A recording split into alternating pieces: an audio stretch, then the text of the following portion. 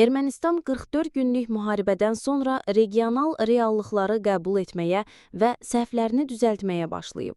Rəsmi İrəvan, Azərbaycan və Türkiyə ilə münasibətləri normallaşdırmağın vacibliyini dərk edir.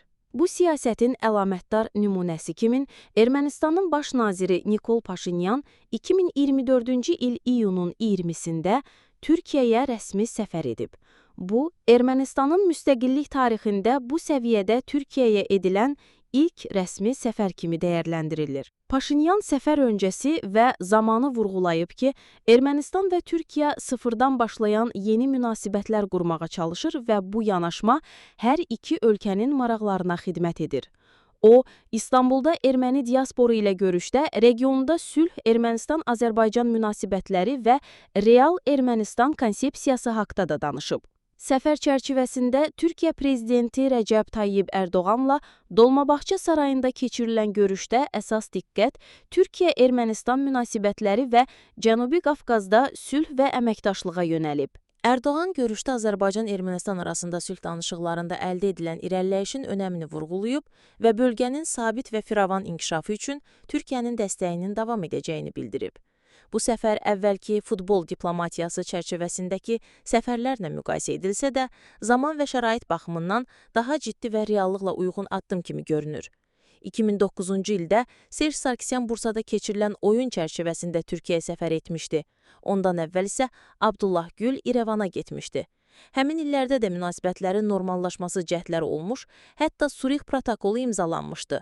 Lakin bu sənəd Azərbaycan tərəfinin narazılığı və Türkiyə parlamentində təsdiqlənmədiyinə görə həyata keçməmişdi.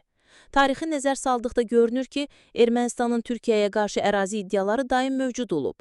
Serj Sarkisyanın Ağrı dağı ilə bağlı açıqlamaları və Ermənistan konstitusiyasında bu dağın təsvir olunması bu siyasətin nümunəsidir. Həmçinin müstəqillik aktında uydurma erməni soyqırımının tanıdılması xarici siyasət məqsədi kimi göstərilib. Lakin Paşinyan bu məsələlərə fərqli yanaşır. O dəfələrlə bəyan edib ki, Qarabağ Azərbaycanın bir hissəsidir və bu məsələ Ermənistanda uzun illər yanlış təbliğ olunub. O, həmçinin Ağrı dağının Türkiyə ərazisində olduğunu və Ermənistanın bu dağa iddialarının təhsil siyasətindən qaynaqlandığını etiraf edib. Bu açıq etiraflar Ermənistanın əvvəlki ideoloji xətadan uzaqlaşmağa başladığını göstərir. 2024-cü ildə rəsmi İrəvan erməni soyqırımı məsələsinin Ermənistanın xarici siyasətində prioritet olmadığını açıqlayıb. Bu, Ermənistanın həm Türkiyə, həm də Azərbaycanla münasibətləri normallaşdırmaq üçün real addımlar atmaq niyyətində olduğunu nümayiş etdirir. Bu dəyişikliklər Ermənistanın konstitusiyasında və dərsliklərində də əksini tapsa, Türkiyə və Azərbaycanın etimadını qazanmaq mümkün olar. Paşinyanın Türkiyəyə səfəri həm də siyasi xəyallardan gerçəyə dönüş kimi qəbul olunur. Artıq Ermənistan hökuməti anlamalıdır ki, xəyali düşmənçilik siyasəti əvəzinə real qonşuluq münasibətləri qurmaq daha faydalıdır. Bu yanaşma xüsusən də Azərbaycanın torpaqlarını işğaldan azad etməsindən sonra daha aktuallaşıb. Paşinyanın sözləri ilə desək, Ermənistan əvvəlki klerikal-feodal elit tərəfindən aldadılıb. Rəsmi İrəvanın bu siyasəti isə daxildə birmənalı qarşılanmır. Səfər günü Ermənistanda müqəddəs mübarizə hərəkatı çərçivəsində etiraz aksiyaları keçirilib. Bu hərəkatın liderləri arasında Rusiya yönlü qüvvələr, o cümlədən Keşiş Baqrat Qalstanyan və milyarder Samvel Karapetyan kimi şəxslər yer alır. Bu şəxslərin fəaliyyəti Ermənistanın müstəqil siyasətinə qarşı çıxış kimi qiymətləndirilə bilər. Onlar əslində Rusiya maraqlarını qorumağa çalışırlar. Türkiyə prezidenti Ərdoğanın Paşinyana daha ədalətli bir dünya mümkündür adlı kitabını təqdim etməsi də simvolik məna daşıyır. Bu jest Ermənistan liderinə daha çox reallıqla düşünməyi və regional əməkdaşlığa üstünlük verməyi tövsiyə kimi də dəyərləndirilə bilər.